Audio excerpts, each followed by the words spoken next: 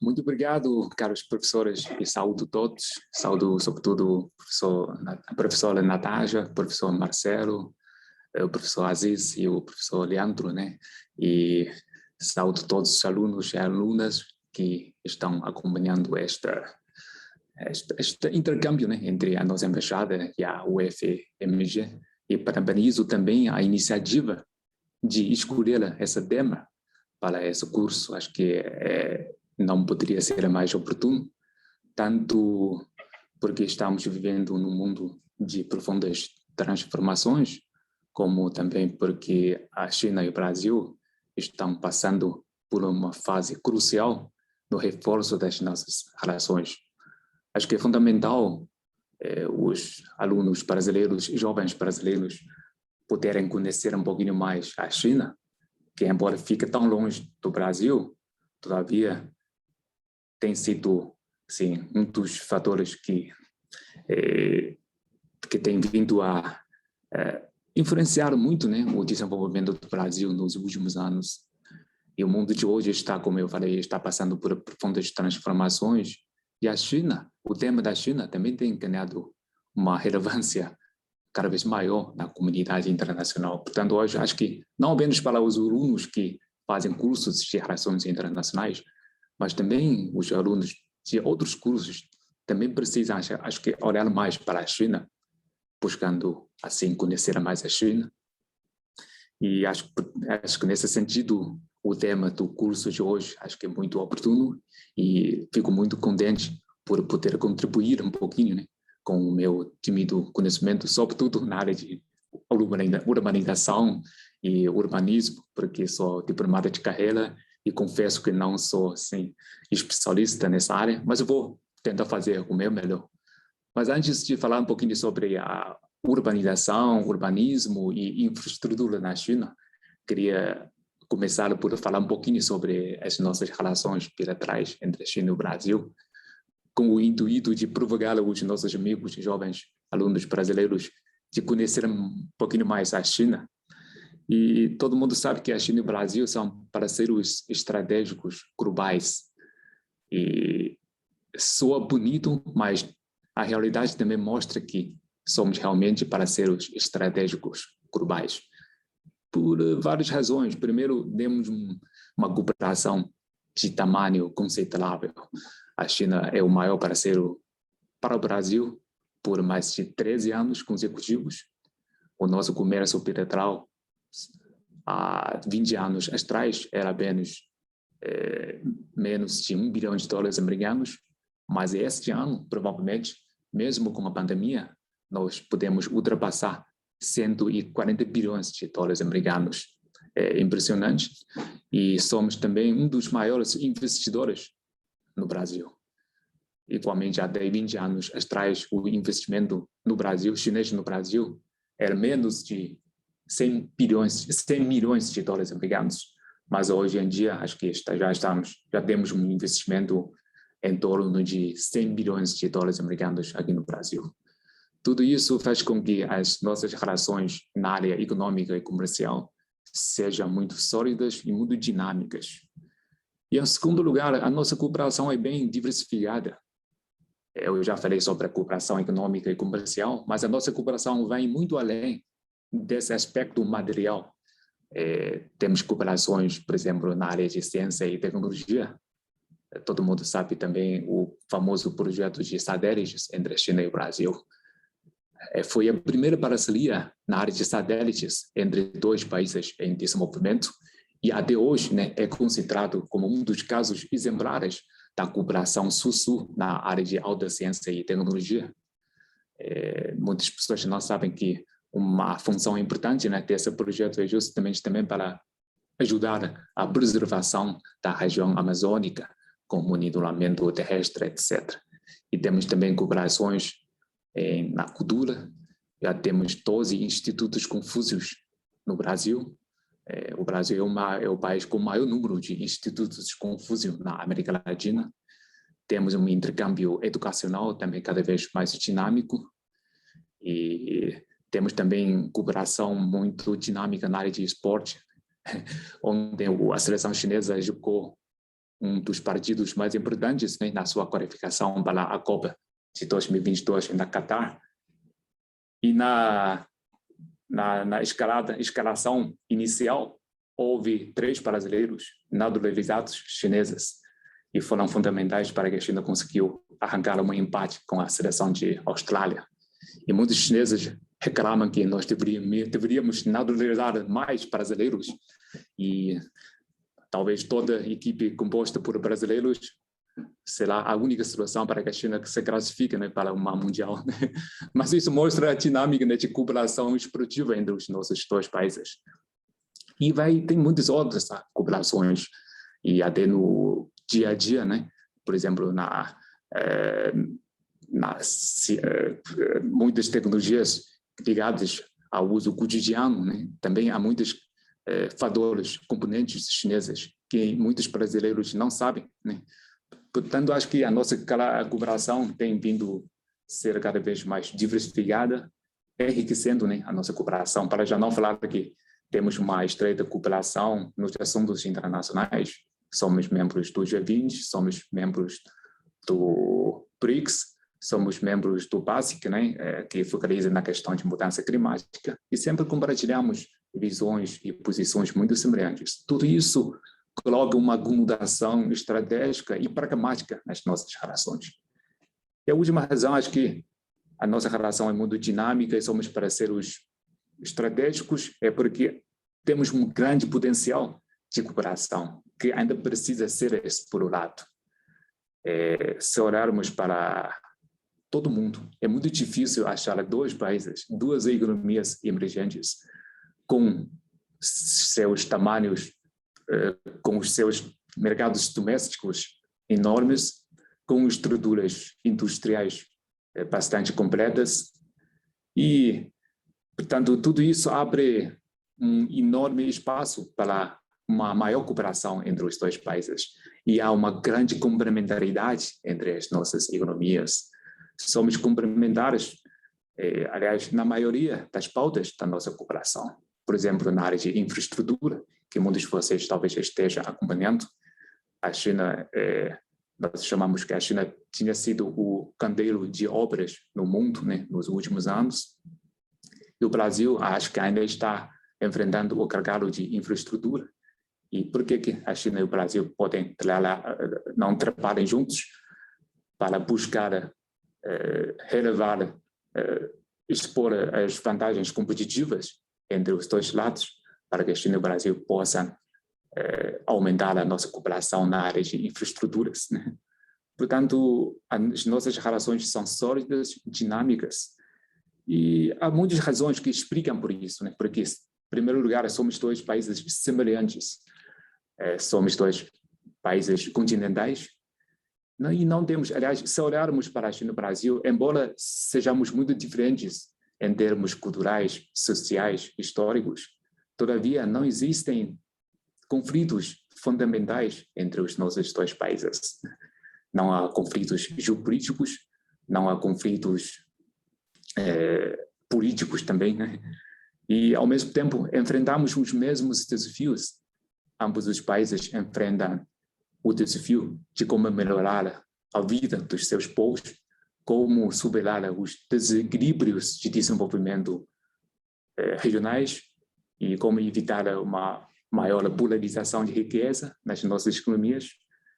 E, portanto, acho que também na área de urbanização, né, acho que também estamos passando por situações muito semelhantes, como melhorar o acesso ao serviço público nas grandes cidades, como equilibrar entre a preservação do meio ambiente e a construção e o fornecimento de mais serviços públicos.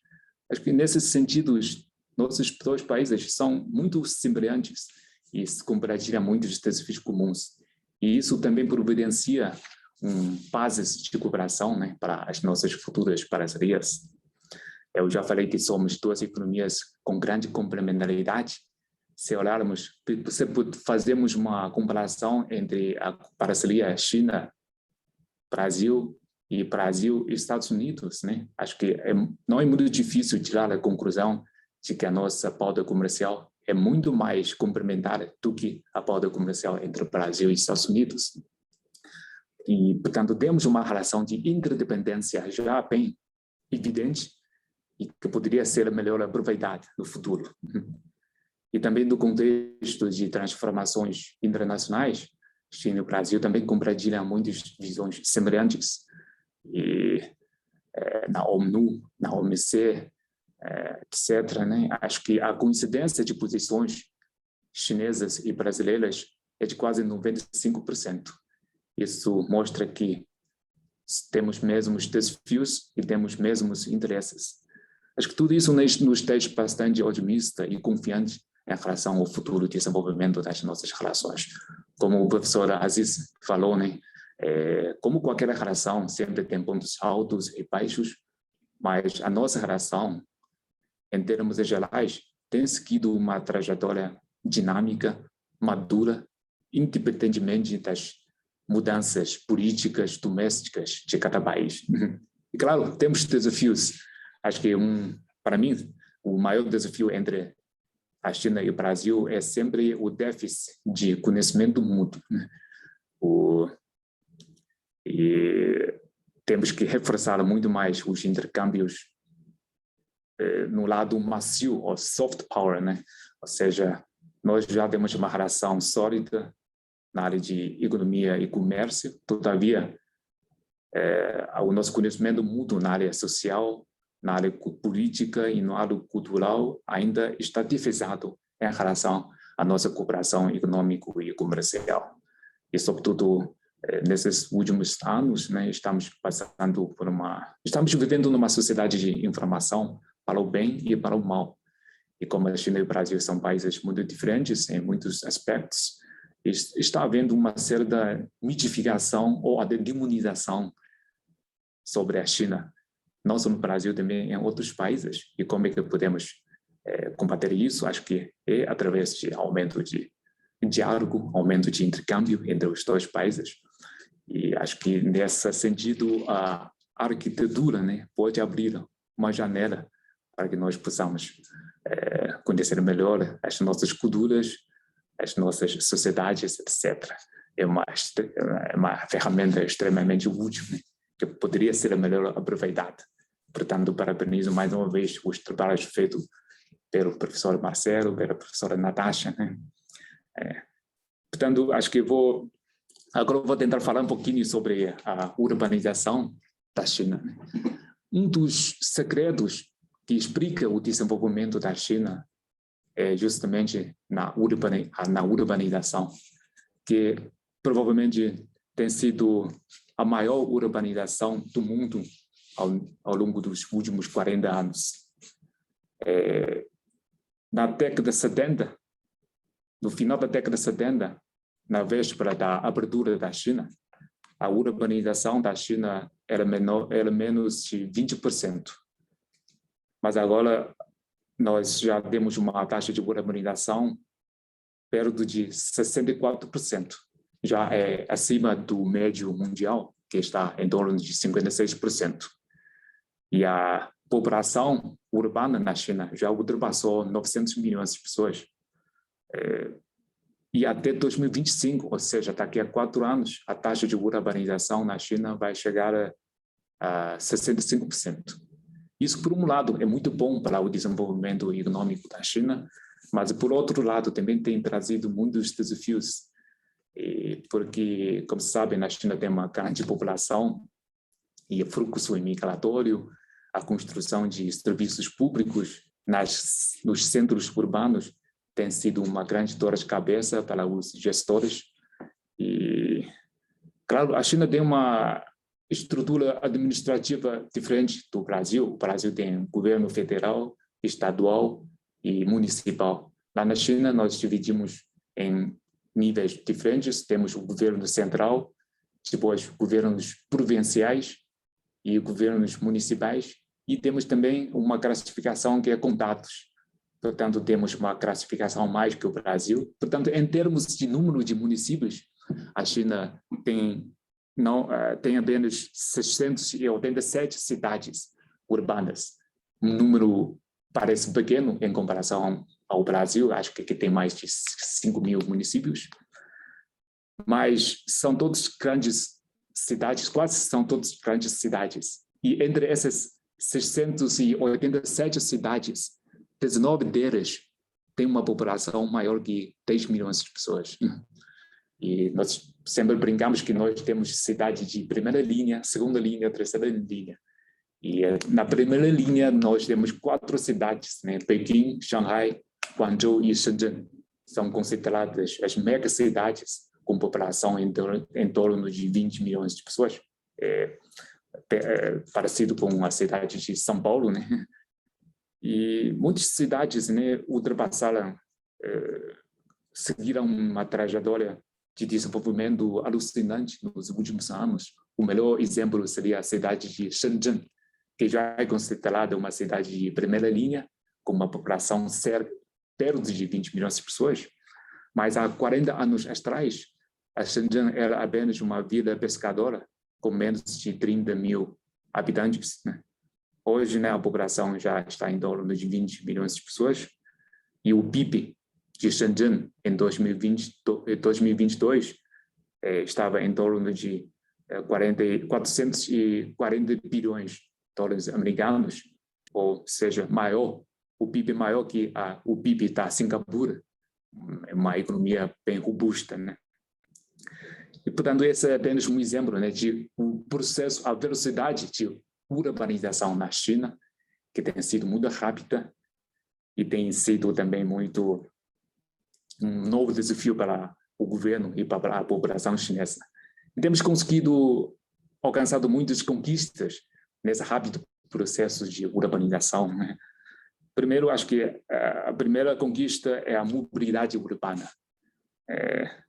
dentro das cidades. Até 2020, as estradas urbanas, a extensão já ultrapassou 490 mil quilômetros, estradas dentro de cidades, não rodovias, estradas, né, urbanas. E os trilhos, tanto de metrô como de VRT, já ultrapassou 7.500 quilômetros, né, em operação, né? Essa é um dos maiores, né, do mundo. E em algumas cidades, o transporte oferecido pelos metrô e VRT já ultrapassa 50%, né, no transporte público. Isso alivia muito, né, a mobilidade, a pressão de locação da população e ajuda também para diminuir a poluição. Essa primeira conquista, ou seja, a mobilidade urbana, tinha sido uma das ênfases na urbanização chinesa e no planejamento urbanístico chinês. E, em segundo lugar, nós também conseguimos elevar muito o nível de instalações urbanas.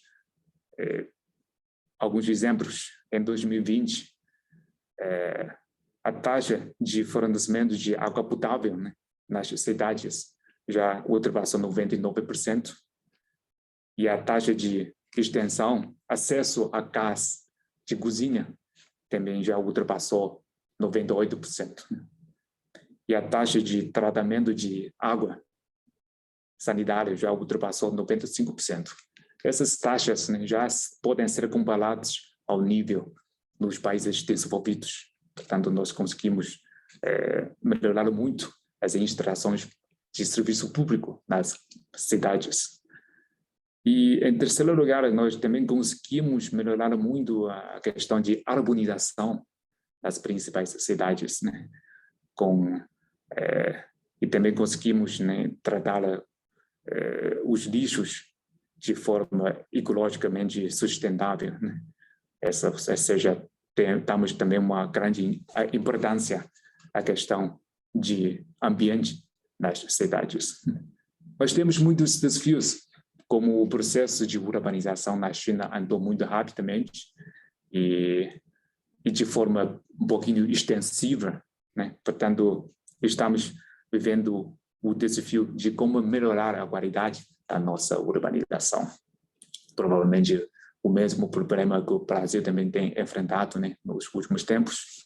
Precisamos adorizar as infraestruturas urbanas, precisamos fornecer mais serviço público à população e temos que também equilibrar temos que equilibrar o desenvolvimento entre megacidades, grandes cidades e médias cidades. Ainda há um grande desequilíbrio entre cidades de tamanhos diferentes. Esses são alguns dos principais problemas que a China está enfrentando nesse momento.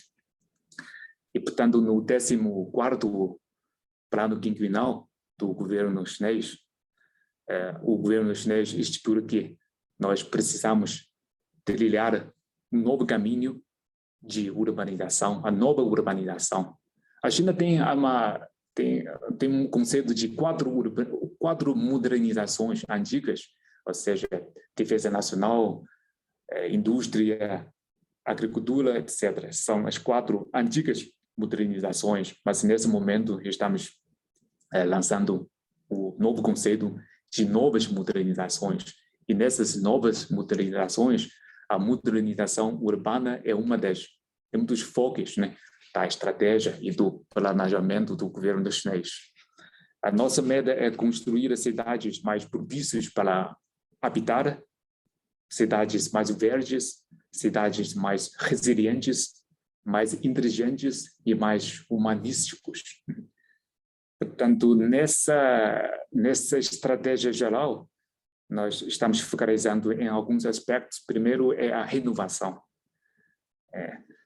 Muitas cidades, sobretudo as cidades com história mais antiga, estão sofrendo com a deterioração das suas infraestruturas, até afeta, às vezes, a segurança, né, dos seus habitantes.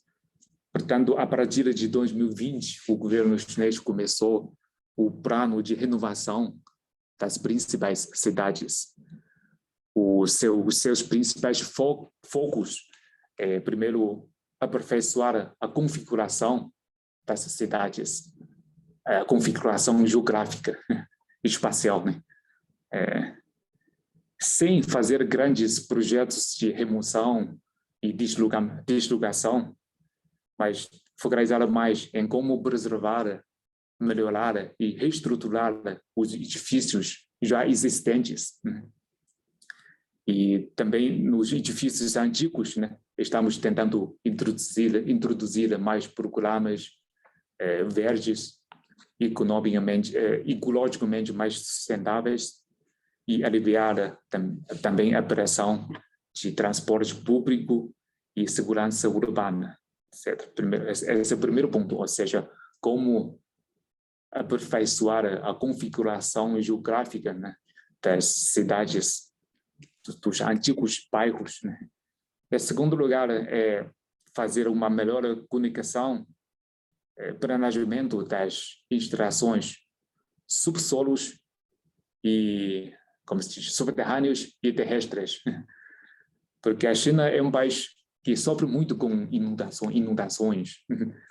Portanto, no processo de renovar as instalações das cidades, precisamos dar muita atenção à defesa civil, sobretudo no combate às inundações, aperfeiçoar as barragens, os sistemas de escoamento pluvial e o sistema de retenção de águas, reservatórios, etc., para melhorar a segurança e a resiliência das cidades. Esse é o segundo foco. E o terceiro foco é criar um sistema de avaliação, de exame, monitoramento das cidades. Um dos problemas que as cidades modernas enfrentam, né, são sistemáticos, já têm uma longa história.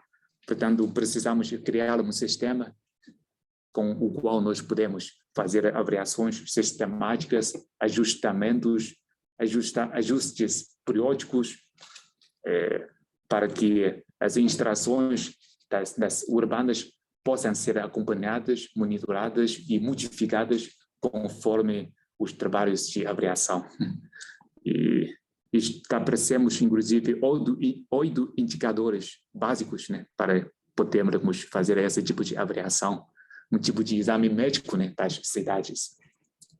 Esses 8 indicadores básicos incluem a questão do meio ambiente, a questão de saúde, a questão de segurança, o transporte público, a fisionomia, a limpeza, inovação, etc., né?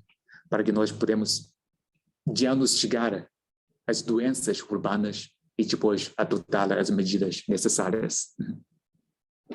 Essa é a primeira medida principal, ou seja, a renovação das cidades antigas, os bairros antigos.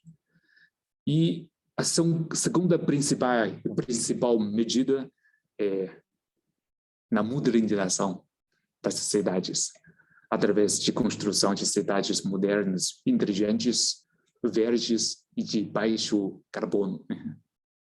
A primeira é a digitalização.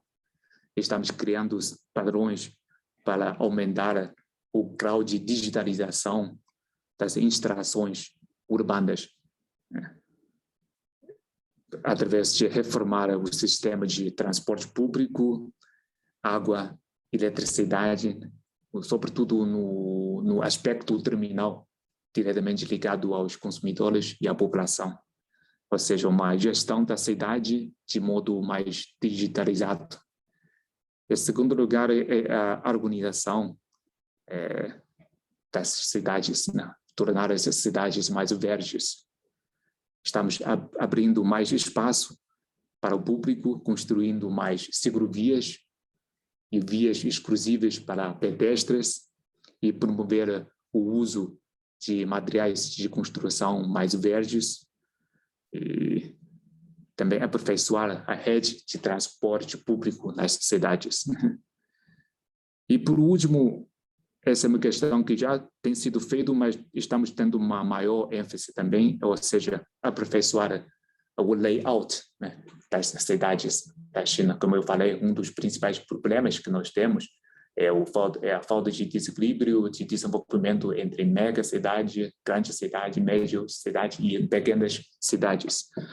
Portanto, nesse momento, as principais cidades, essas cidades cuja população ultrapassa 10 milhões de pessoas, estão sendo bastante sobrecarregados, enquanto as médias e pequenas cidades ainda têm a sua capacidade ociosa, né, para poder absorver mais pessoas. E, portanto, temos que tentar construir canais de fluxo entre as grandes cidades e as médias e pequenas cidades. Nesse sentido, mais uma vez, a China está tentando reforçar o papel de planejamento. Nós pretendemos, né, construir 19 conglomerações urbanas. Através dessas 19 conglomerações urbanas, né, nós vamos tentar alugar melhor os recursos que nós temos para equilibrar o desenvolvimento regional e, por outro lado, né, incentivar o desenvolvimento e a construção de médias e pequenas cidades para que o serviço público e a estrutura pública possam ser estendidas às cidades de menor tamanho e também criar pontes de ligação entre a população urbana e a população rural, para que eles possam encontrar mais empregos, etc. E isso também vai ajudar o emagrecimento, né, das megas cidades, né? Claro, é uma tarefa muito difícil, porque jovens ainda preferem as megas cidades, onde ainda tem serviços públicos melhores, mas acho que com paciência, com políticas públicas inteligentes, nós pelo menos podemos começar a caminhar esse caminho correto, né?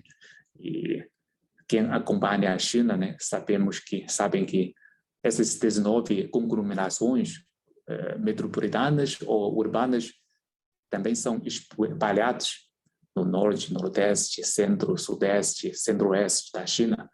A ideia é também aproveitar essas conglomerações urbanas para equilibrar o desenvolvimento regional da China, para que o desenvolvimento da China seja mais objetivo possa atender melhor as necessidades de desenvolvimento de cada região, em vez de repetir o fenômeno anterior, ou seja, a sudeste da China, que está muito mais avançado que o centro-oeste, etc. Mas vai levar tempo. Eu confesso que não vai ser nada fácil, mas acho que estamos no caminho certo. E, em segundo lugar, acho que para falar sobre urbanização, é preciso também nós conhecer um pouquinho melhor a infraestrutura na China, porque a infraestrutura é a ferramenta fundamental para que a nossa urbanização possa ser melhor distribuída e que possa nos ajudar a planejar a configuração mais ideal da nossa urbanização. Não adianta nós falarmos sobre 19 conglomerações urbanas sem pensar na conectividade entre essas conglomerações urbanas. Quando todas essas conglomerações forem conectadas, o fluxo das pessoas vai ficar mais facilitado. E, por exemplo, uma das ideias é que se uma pessoa trabalhar em Guangzhou, no sul da China, no futuro, poderá levar apenas 2 ou 3 horas para chegar a Pequim. Isso vai ajudar as pessoas a tomar decisões para que ela não fique fixa, né, numa certa cidade, né?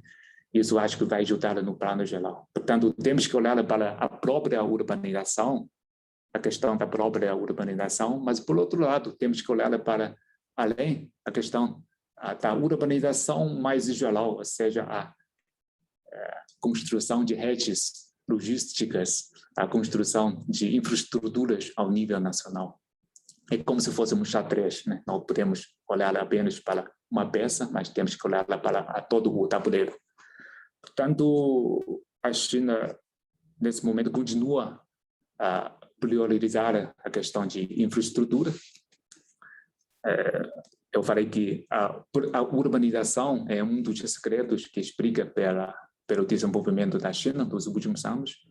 E aí o outro segredo, né, acho que é justamente com a investida da China nas infraestruturas, que ajuda a China a tornar a sua economia mais competitiva e ajuda a China também a aperfeiçoar mais a sua urbanização e o desenvolvimento nacional, né? E nesse âmbito, né, de infraestrutura, queria mencionar 2 aspectos, né?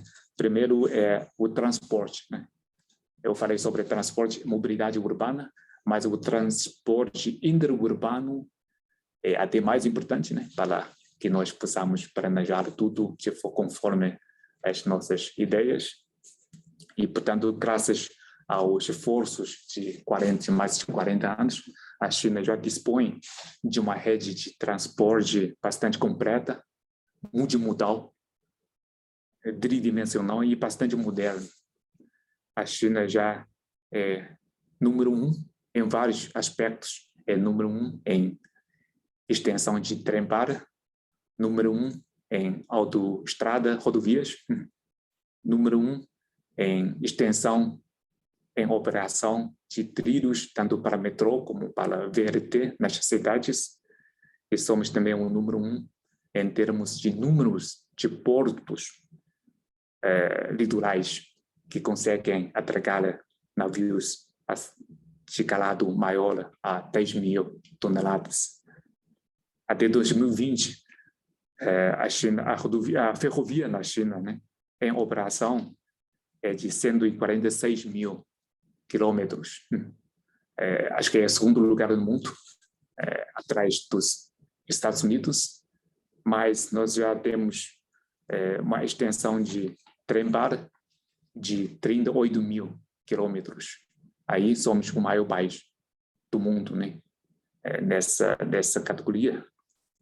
E rodovias, já temos rodovias em operação de 5 milhões e 200 mil quilômetros de rodovias em operação. Estradas. E nessa categoria nós temos uma extensão de rodovias de autoestradas de 161 mil quilômetros. E falando sobre os trilhos, a extensão de trilhos de metrô e VRT, a extensão em operação na China é de 7.300 quilômetros. Também é o número 1 do mundo. E temos também aeroportos, né? 241 aeroportos, número ainda bastante inexpressivo, mas também está em rápida expansão. Quando se fala de trem-bala, né, como se sabe, a tecnologia de trem-bala na China já é um dos mais avançados do mundo. E a linha de trem-bala em operação na China ocupa 2/3 do total das linhas em operação em todo o mundo. E até agora nós já conseguimos interligar as principais cidades da China com trem-bala num raio de 1 ou 4 horas, né? Acho que, como eu falei, de Guangzhou para Pequim, é muito provável que nós podemos viajar dentro de 3 ou 4 horas. Isso facilita muito, né, como eu falei, a integração, a conectividade entre as principais conglomerações urbanas da China. E outra infraestrutura que ajuda muito a urbanização na China é o trilho de VRT e metrô nas grandes cidades. Nós já temos 49 cidades operando com VRT ou metrô, né? Com 250 linhas.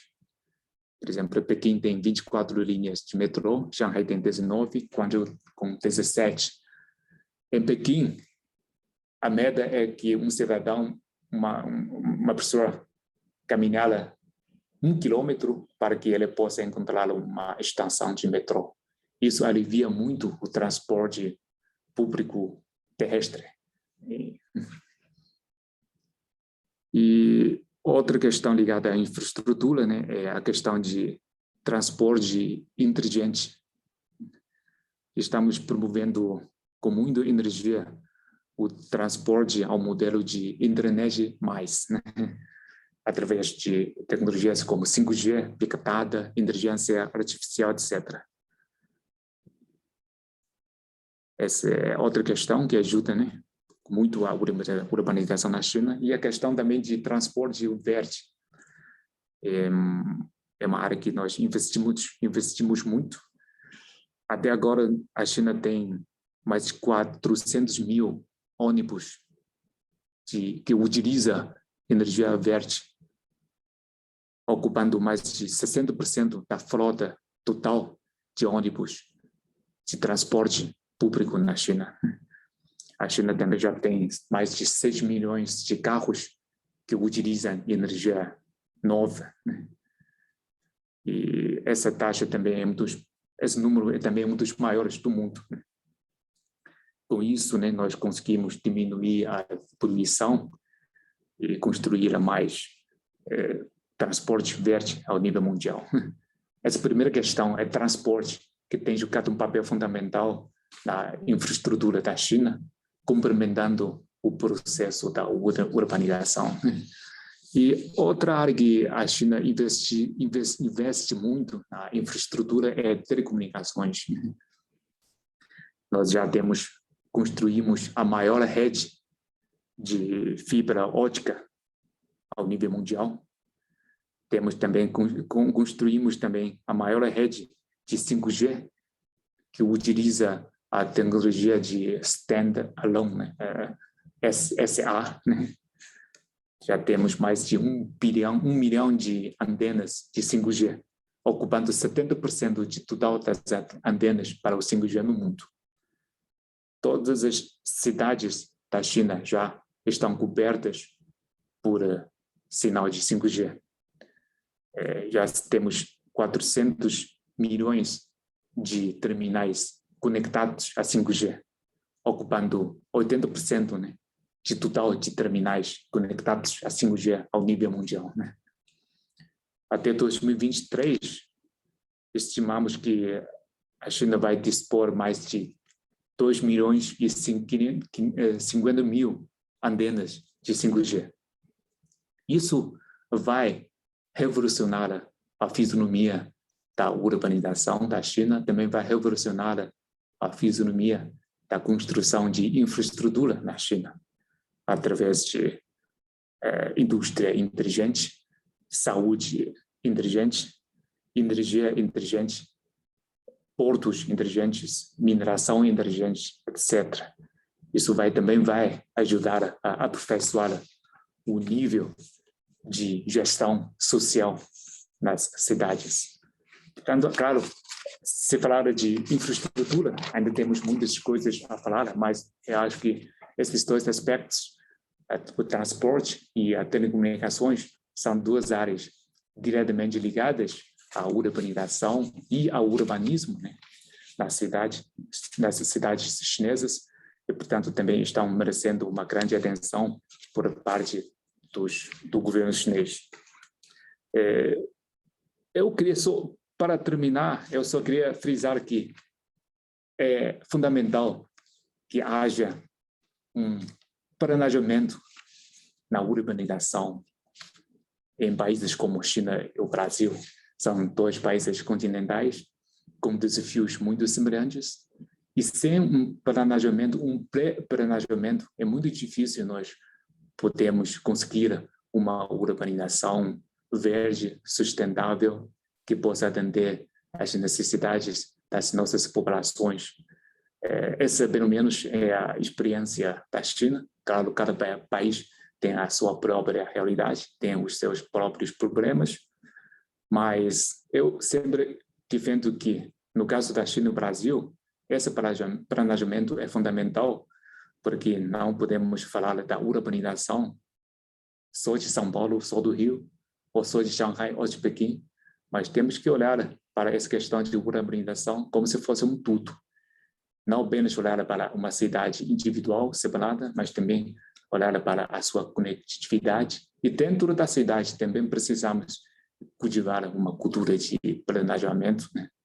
Claro, o planejamento não quer dizer que o governo vai tomar todas as iniciativas, vai fazer tudo, ignorando o setor privado, mas o papel do governo é sempre poder buscar, identificar os problemas, os desafios e propor as soluções. E, através de consultas com a sociedade, com a população, com o setor privado, poder elaborar políticas públicas a partir da qual podemos planejar uma melhor estratégia, uma estratégia inteligente que possa promover uma urbanização mais pragmática, mais objetiva. Portanto, essa é a minha mensagem para concluir a minha fala. E, mais uma vez, desafio que os nossos amigos brasileiros que possam acompanhar mais a China, as nossas relações, porque pode ter a certeza que será uma das parcerias mais promissoras para o século XXI, se nós pudermos trabalhar juntos nesse sentido. Muito obrigado.